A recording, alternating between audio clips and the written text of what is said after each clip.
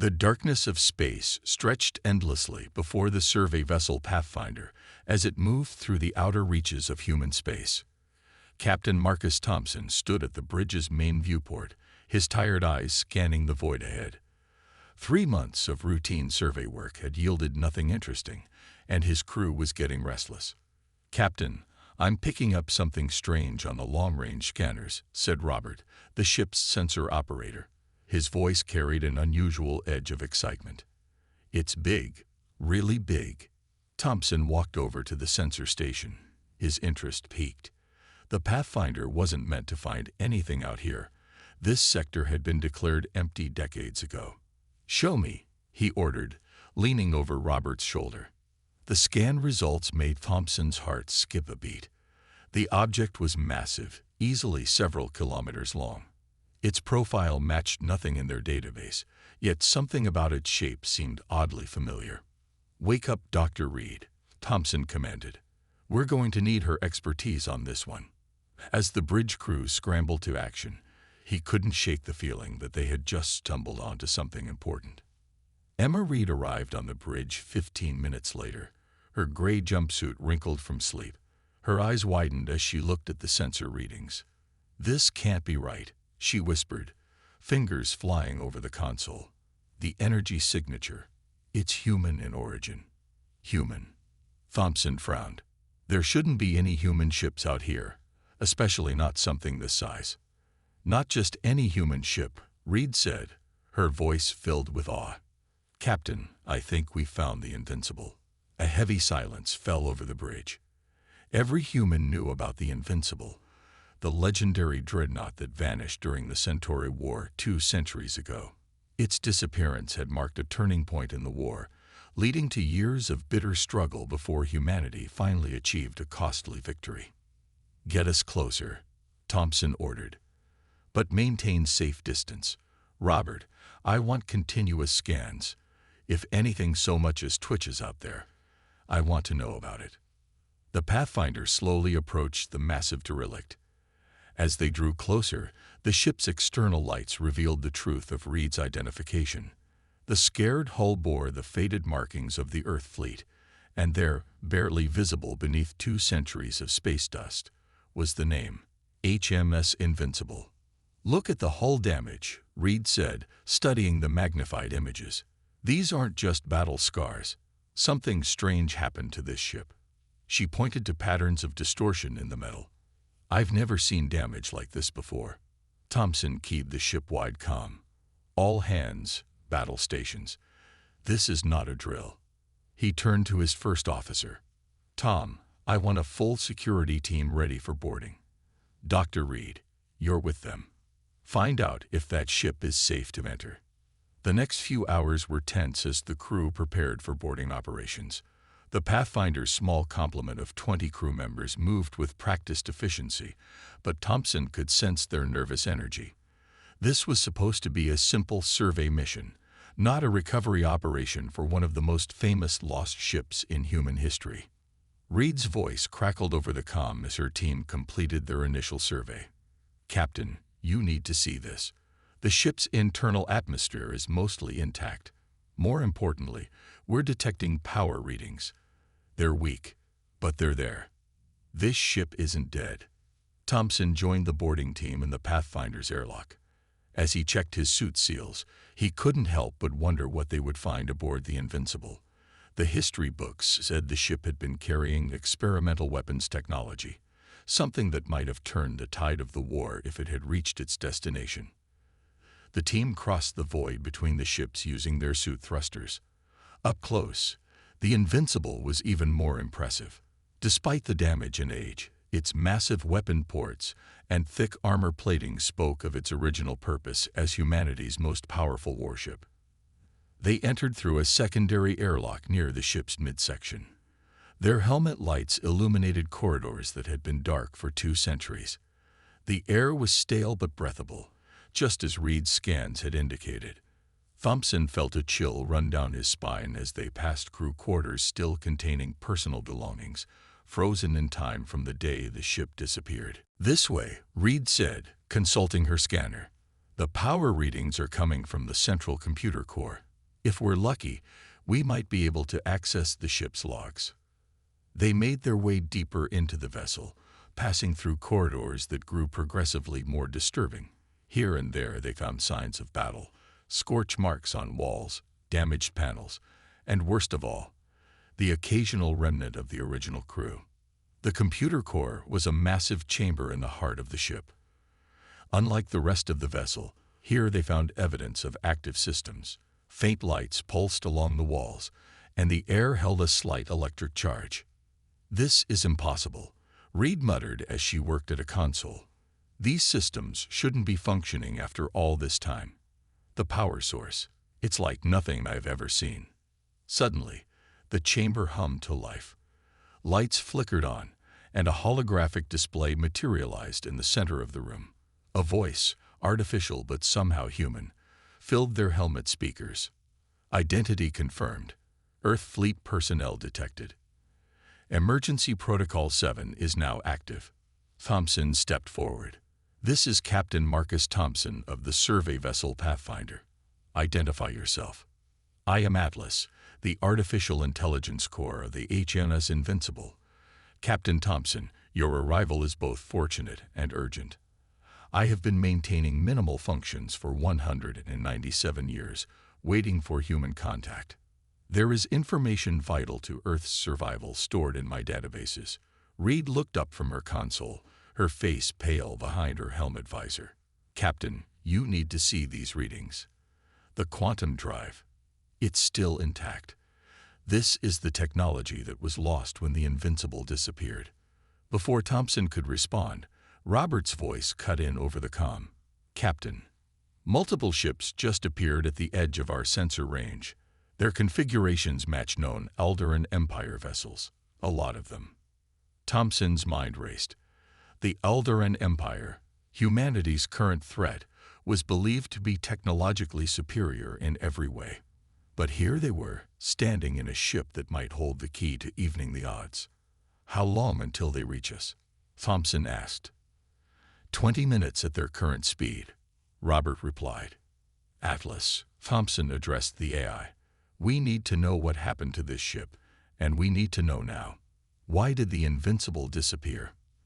The holographic display changed, showing images of a long-ago battle.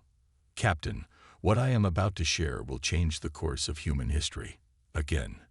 But first, you must understand what really happened during our last battle with the Centauri Collective." As the AI began its tale, Thompson knew their simple survey mission had just become something much more important. The race to unlock the Invincible's secrets before the Alderan fleet arrived had begun, and the fate of humanity might once again rest with this long-lost dreadnought. Atlas's holographic display filled the computer core with images of a fierce space battle. Captain Thompson and his team watched as ancient ships exchanged fire, their weapons lighting up the void. But Thompson kept glancing at his mission clock, 18 minutes until the Alderan fleet arrived.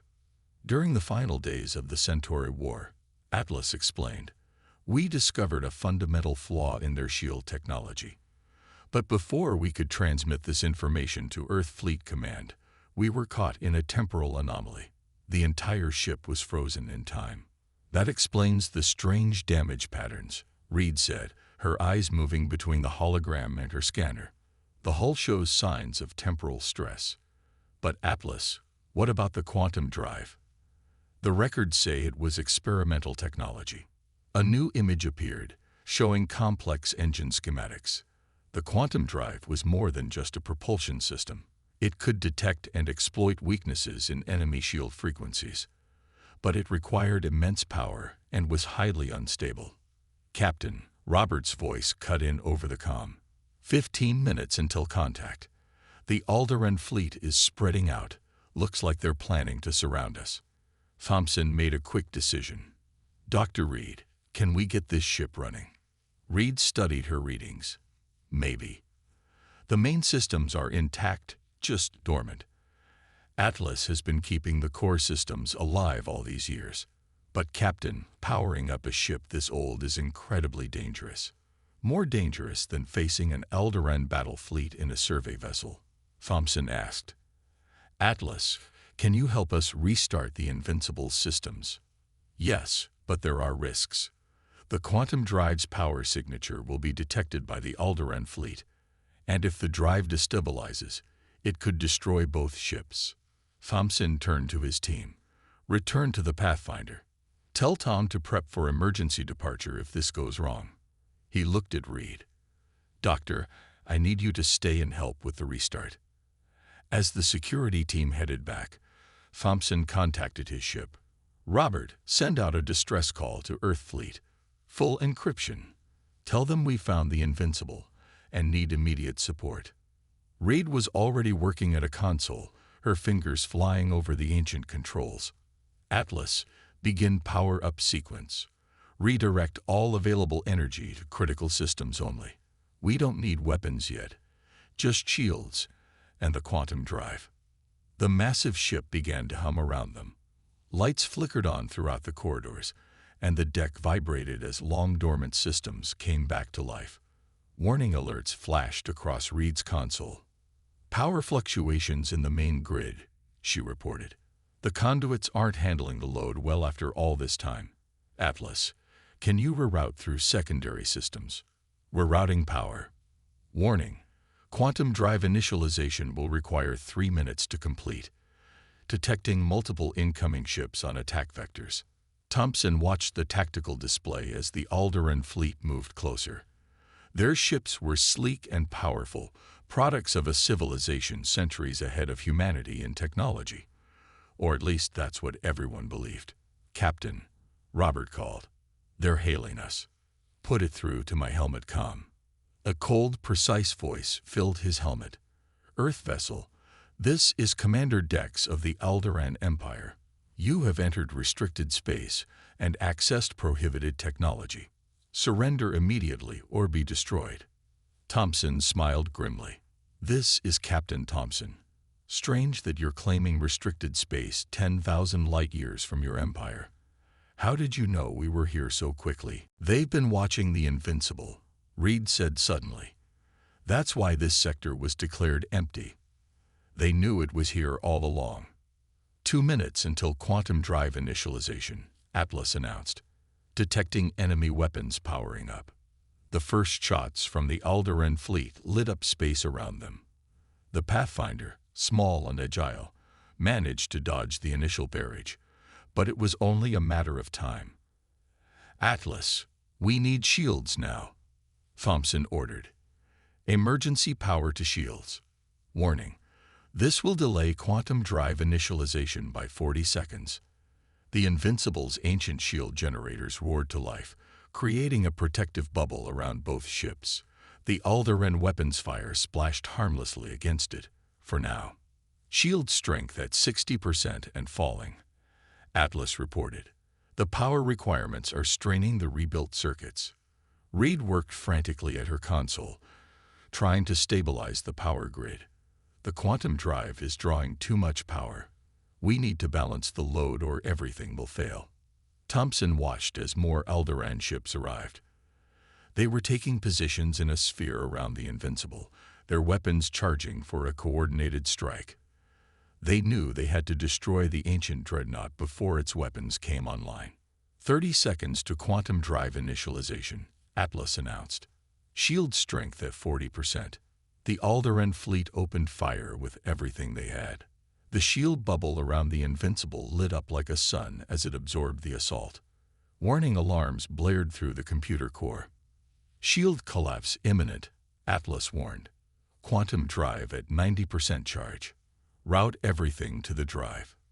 Thompson ordered. Shields, life support, everything. Captain, that's suicide. Reed protested. Atlas, do it. The shields dropped. In the seconds before the Alderan weapons could strike, the quantum drive reached full power. Reality itself seemed to bend around the ancient Dreadnought. Quantum field established, Atlas announced. Detecting shield frequency patterns from all Alderan vessels. They are identical to Centauri configurations. How is that possible? Reed asked, staring at the readings.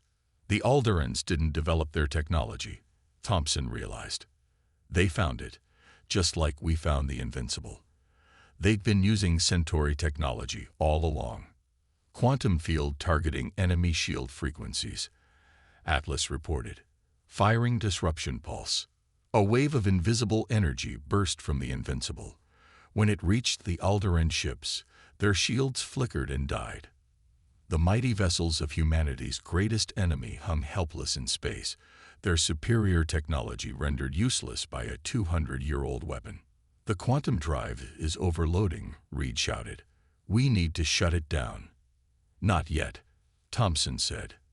"Atlas, transmit the shield frequency data to the Pathfinder. Robert, send it to Earth Fleet Command immediately." The Invincible shuddered as its ancient systems began to fail. Panels exploded around them, and the deck plates groaned under the strain. "Quantum drive critical," Atlas announced calmly. "Total system failure in 20 seconds. You must evacuate." Thompson looked at the tactical display one last time.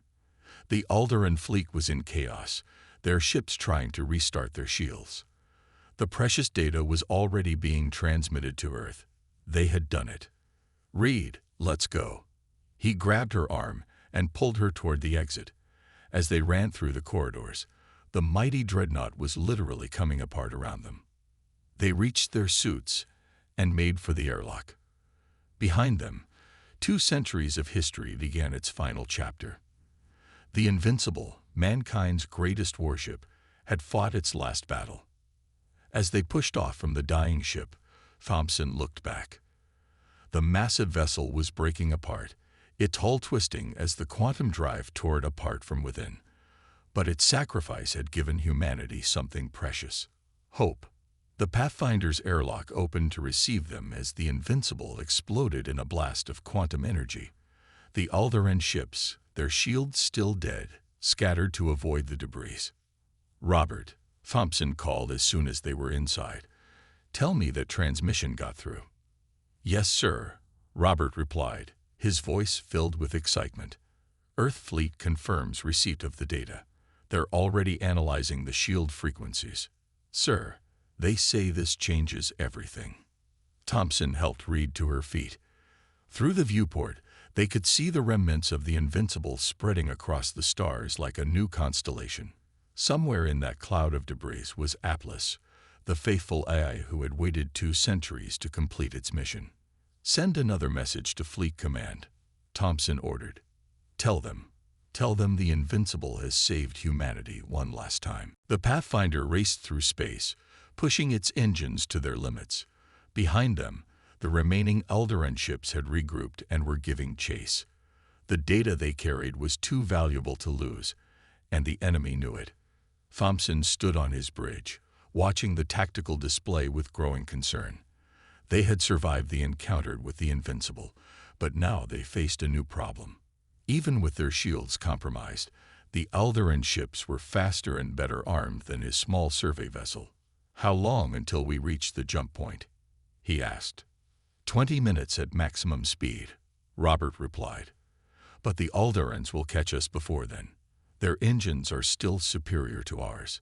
Reed worked frantically at the engineering station, where she had taken over from the regular engineer. "I might have an idea." The Invincible's data transmission included more than just shield frequencies. There were fragments of other technical data mixed in. "What kind of data?" Thompson asked. "Engine specifications, power systems. Atlas was trying to give us everything it could before the end. If I can decode it quickly enough, we might find something useful." The ship shuddered as a distant shot from the Alderan fleet passed close by. They were still out of effective weapons range, but that wouldn't last long. "Do what you can, Doctor. Tom, get our security teams to the escape pods. If we're captured, I want that data scattered across as many targets as possible." Reed's fingers flew over her console as she dug through the massive data package they had received. The Invincible's final transmission had been rushed and partially corrupted, but there was still valuable information hidden within it. "Got something," she exclaimed. The Invincible's quantum drive wasn't just for weapons. It could also be used for short-range teleportation. The power requirements were enormous, but She paused, thinking hard. Captain, I think we can modify our jump drive using this principle. What do you mean? Thompson moved to her station. A normal jump drive creates a tunnel through space. But according to this, the quantum drive could fold space itself. We can't match that power, but maybe we can create a smaller effect. A quantum skip instead of a full jump. Another shot rocked the ship. Shields at 60%. Robert called out. They're getting closer. Thompson made a quick decision. Do it. What do you need? Time. And power. Lots of power. Reed was already pulling up the jump drive specifications. We'll have to shut down everything except life support and minimal shields. How long? 10 minutes, maybe less if I can get the power flow right. Thompson nodded. Tom, get me every engineer on this ship. Dr. Reed is in charge of them. Robert, evasive pattern delta. Buy us as much time as you can. The next few minutes were tense as Reed and the engineering team worked to modify the jump drive. The Pathfinder zigzagged through space, using every trick its crew knew to avoid the increasingly accurate alderan fire. Shields at 40%. Robert reported. Multiple impacts. Drive modifications at 70%. Reed called back. But Captain, there's something else in this data. Something about the alderans. Another hit rocked the ship hard. Warning lights flashed across multiple stations. Hull breach on Deck 3. Tom reported. Emergency containment holding. 5 more minutes, Reed promised. Just give me 5 minutes. Thompson watched as the alderan ships spread out, trying to box them in. Their tactics were familiar. Too familiar. He walked over to Reed's station. What did you find about the alderans? Reed showed him her screen. According to the Invincible's records, the Centauri didn't just disappear after the war. Some of them fled to unexplored space. They found a primitive civilization and conquered it, sharing just enough technology to create a powerful military force. The alderans, Thompson breathed. They're puppets. The Centauri have been using them to try again, to conquer humanity through proxies. Drive modifications complete. Reed announced. But sir, we can only do this once. The power surge will burn out the drive completely. The ship shook violently. Shields failing. Robert shouted. They're charging weapons for a killing blow. Plot a course directly for Earth, Thompson ordered. Everyone hang on. Dr. Reed. Do it. Reed activated the modified drive. The ship's lights dimmed as power was diverted to the experimental systems. Space itself seemed to twist around them as the quantum effect took hold. For a moment, nothing seemed to happen. Then reality blinked. The Pathfinder reappeared 2 light-years away, well out of range of the alderan fleet. The ship's systems were badly strained, with warnings flashing on every console, but they were alive. Status report. Thompson called out. Jump drive is completely burned out, Reed reported. But the main engines are still functional. We're about 6 hours from the nearest Earth fleet outpost at normal speed. Multiple ships appearing on long-range sensors, Robert announced. Then his face broke into a grin. Earth fleet signatures. The outpost must have picked up our distress call. Thompson allowed himself to relax slightly. They had made it. But the implications of what they had learned weighed heavily on his mind. The Centauri were still out there, using the Alderan Empire as their pawns in a centuries-old game of revenge. Send a priority message to Fleet Command, he ordered. Tell them we need to speak with Admiral Turner immediately. The data we recovered from the Invincible isn't just about shield frequencies. It's evidence of a much bigger threat. As the Earth fleet ships approached, Thompson looked at his tired crew. They had started this mission as simple surveyors, but they had uncovered a secret that would change the course of human history. The Invincible's last gift wasn't just military technology. It was the truth about humanity's enemies, both old and new. Reed joined him at the viewport, watching the fleet ships grow larger. What do you think will happen now? Now, Thompson considered the question. Now we prepare. The alderans will know we escaped with the data. They'll know their shields are compromised. And somewhere out there, their Centauri masters will realize their deception is about to be exposed. We're not ready for another war, Reed said quietly. No, Thompson agreed. But thanks to the Invincible and its crew's sacrifice, we're not helpless anymore. We know who our real enemy is. We have their technical data. And most importantly, we know they can be beaten. The first Earth Fleet ship pulled alongside the Pathfinder, preparing to dock. Soon they would transfer the precious data and brief Admiral Turner on everything they had discovered. The real work was just beginning. But as Thompson prepared to receive the fleet officers, he spared one last thought for Atlas and the ancient Dreadnought that had waited so long to complete its final mission. The Invincible had lived up to its name, not through immortality, but by passing on the knowledge humanity needed to survive. The next war was coming, but this time, humanity would be ready. Admiral Turner's hologram stood in the Pathfinder's briefing room, his expression grave as he reviewed the data from the Invincible. Thompson and Reed had spent the last 3 hours explaining everything they had discovered about the Alderan Empire and their Centauri controllers. This changes our entire strategic position, Turner said finally. If the Alderans are just puppets, then we're not facing a superior civilization. We're fighting our old enemies in new clothes. Yes, sir, Thompson agreed. But there's more. Dr. Reed has been analyzing the technical data we recovered. The quantum drive technology isn't just a weapon. It could change everything about how we fight this war. Reed stepped forward, pulling up technical diagrams on the holographic display. The Invincible's quantum drive was decades ahead of anything we have now. But with the data we recovered, we might be able to reproduce it. Not just for weapons, but for shields, communications, even faster than light travel. How long would it take to build? Turner asked. That's the problem, sir, Reed replied.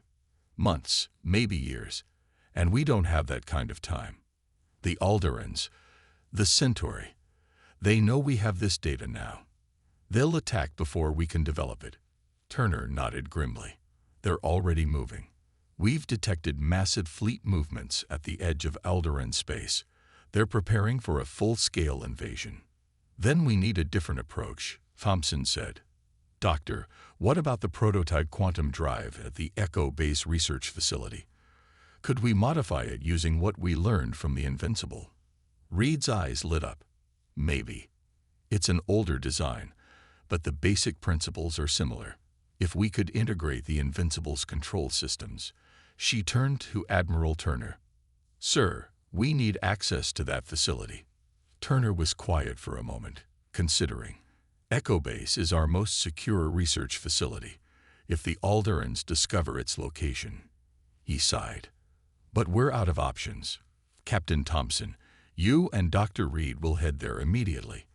I'm giving you full authority to modify the prototype. Just get it working before the enemy arrives. The journey to Echo Base took 2 days.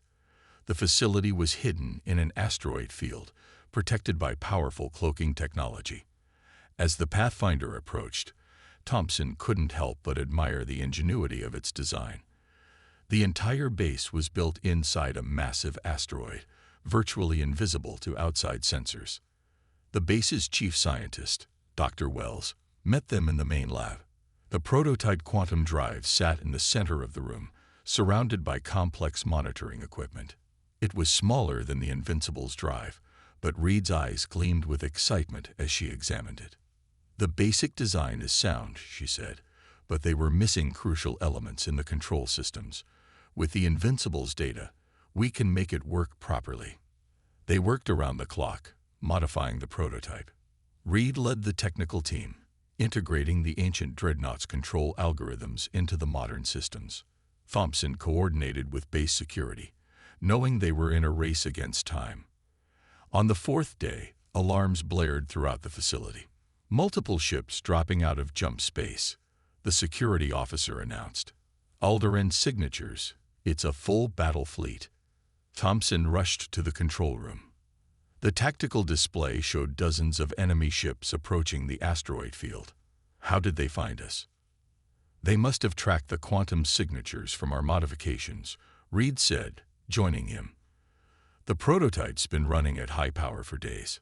How long until the drive is ready? Reed shook her head. We need at least an hour to complete the final calibrations. If we try to use it now, it could tear the base apart. The first alderan shots struck the asteroid field, destroying the smaller rocks. Their ships moved in a precise pattern, methodically eliminating any possible hiding place. Base defenses online, the security officer reported, but we can't hold them off for long.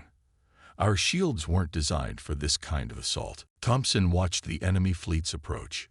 Their formation was familiar. The same tactics the Centauri had used in the old war.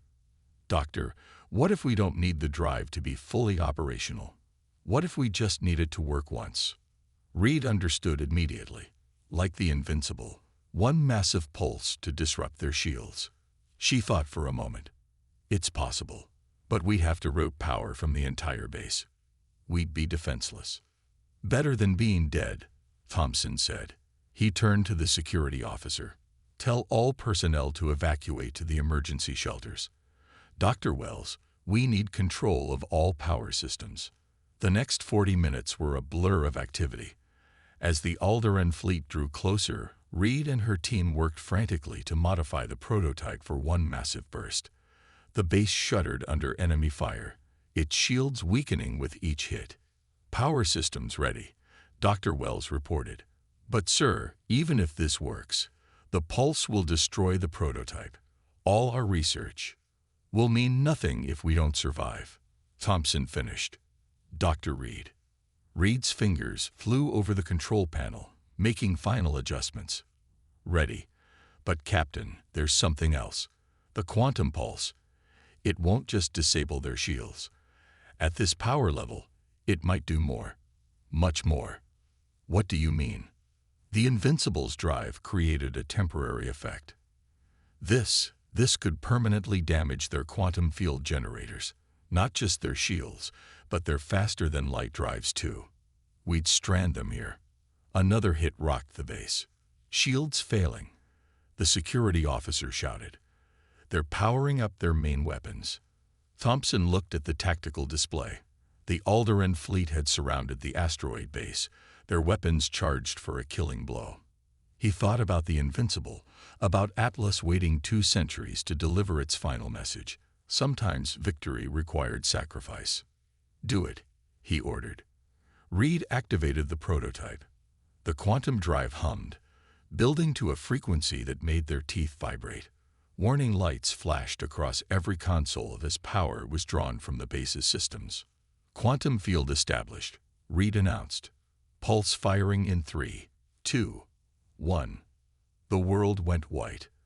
A wave of quantum energy burst from the prototype, expanding outward like a ripple in space itself. When it reached the alderan fleet, their ships seemed to flicker, as if reality itself was uncertain about their existence. Then, one by one, their systems failed, not just shields this time, but everything that operated on quantum principles. The mighty warships hung dead in space, their advanced technology transformed into useless metal. The prototype exploded, taking half the lab with it. But as the smoke cleared, Thompson stared at the tactical display in amazement. The entire alderan fleet, 30 ships and thousands of crew, was completely helpless. Send word to Admiral Turner, he ordered. Tell him it worked. Better than we could have hoped. And tell him to hurry. We've got prisoners to collect. Reed joined him at the display, watching Earth fleet ships already jumping in to secure the disable vessels. We didn't just beat them, she said quietly. We've broken their technology. Their entire empire was built on Centauri quantum science. Without it, they're no longer a threat, Thompson finished. And somewhere out there, their Centauri masters are about to learn that their weapons can be turned against them. Again. The quantum pulse had done more than win a battle. It had changed the balance of power in the galaxy forever. Humanity had taken its first real step toward becoming the dominant force in known space, and it had all started with a lost Dreadnought, waiting patiently in the void to deliver its final message. 6 months had passed since the battle at Echo Base. Captain Thompson stood at the window of Earth Fleet Command's main conference room, watching ships move through the orbital lanes above Earth. Many of them were captured alderan vessels, now repainted in Earth Fleet colors. It was still strange to see them flying under human control. The door opened, and Dr. Reed entered. She looked different now, wearing the formal uniform of the Fleet Science Division, with commander's ranks on her collar. The last few months had been busy for both of them. "The final report is ready," she said, joining him at the window. "The interrogations of the alderan crews have confirmed everything. The Centauri have been controlling their empire from the shadows for over a century, building them into a weapon to use against Earth." Thompson nodded. "And now that weapon has backfired. How many alderan worlds have surrendered?" 15 so far. Without their quantum technology, their fleet is crippled. Most of their colonies are asking for Earth protection now that they know the truth about their Centauri masters. Admiral Turner joined them, carrying a data pad with the latest intelligence reports. "We've located the main Centauri base," he announced. "It's in a system beyond the edge of alderan space. They've been hiding there all this time, pulling the strings of their puppet empire." "Are they a threat?" Thompson asked. "Not anymore," Turner replied. "When the quantum pulse disabled the alderan fleet, it sent a cascade through their entire network. Every piece of quantum technology they controlled went dark. The Centauri are trapped in their hidden system, unable to even send messages to their former servants." Reed smiled. "The technology they thought made them invincible became their biggest weakness. The Invincible's final gift kept on giving." "Speaking of gifts," Turner said, "the reconstruction team finished analyzing the data from the captured alderan ships.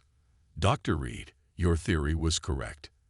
Their entire technological base came from salvaged Centauri designs. They never truly understood how it worked. They just used what they were given. That's why they couldn't adapt when we destroyed their quantum systems," Reed said. "They didn't know how to build anything else. The Centauri kept them dependent." Thompson turned from the window. "And now?" "Now we help them rebuild," Turner said.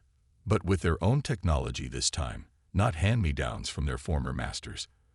Many of the younger alderans are eager to work with us. They're tired of being puppets." A young officer entered the room with an urgent message.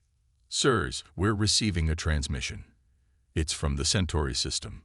They gathered around the communication display.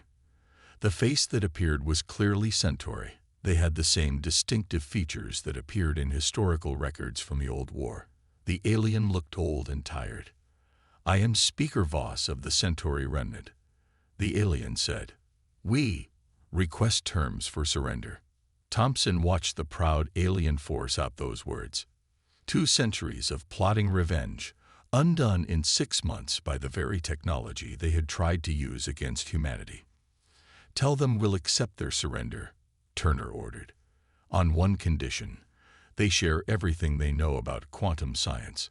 Not just the weapons, but all of it. It's time for them to help build something instead of trying to destroy." After the transmission ended, Reed turned to Thompson. "You know what this means. With both Centauri and alderan quantum technology to study, we can advance our understanding by decades.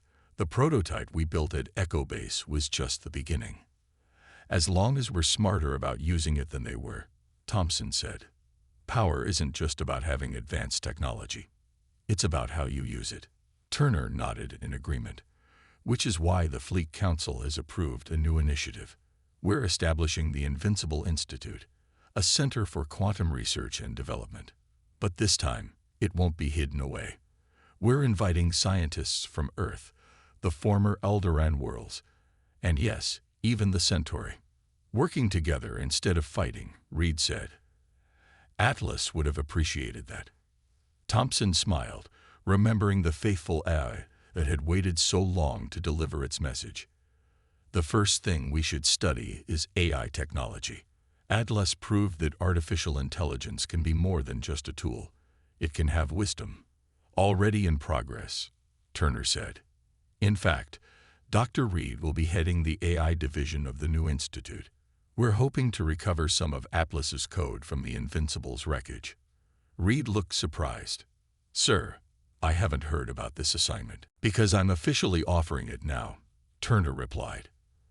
You understand both the technology and its implications. We need someone who remembers what Atlas taught us. That knowledge is meant to be shared, not hoarded. An alert sounded from the datapad. Turner checked it and smiled. The first alderan ships retrofitted with new Earth engines are ready for their test flights. Shall we go watch? They walked together to the observation deck. Below them, 3 former alderan cruisers waited in their docking cradles. Their quantum drives had been replaced with standard human engines, less advanced, but more reliable, and most importantly, built by free people working together. Captain, Reed said suddenly, do you ever wonder if the Invincible knew? If Atlas somehow planned all of this? Thompson watched as the first ship lifted off, its new engines glowing bright against the Earth's atmosphere. I think Atlas knew exactly what it was doing. It didn't just wait 200 years to give us a weapon. It waited to give us a chance to do things differently. The ships rose higher, their formation perfect as they prepared for their first flight under human control. As Thompson watched them, he thought about how much had changed. The discovery of one lost Dreadnought had transformed 3 civilizations. The Alderans were free from their puppet masters. The Centauri had finally laid down their ancient grudge, and humanity had learned that its greatest strength wasn't in technology, but in the wisdom to use it properly. The Invincible lived up to its name, he said quietly. Not because it was unbeatable, but because what it stood for couldn't be destroyed. Hope, wisdom, the belief that knowledge should be used to build, not destroy. Above them, the ships reached their jump point and disappeared into faster-than-light travel, heading out to explore a galaxy that was suddenly full of possibilities instead of threats. The age of quantum technology had ended, but something better had taken its place, an age of cooperation and shared discovery. The lost Dreadnought had changed history not through force of arms, but by showing them a better way forward. And as humanity reached out to its former enemies with offers of friendship instead of threats, the spirit of the Invincible and its faithful AI lived on in every peaceful exchange of knowledge and every step toward a brighter future.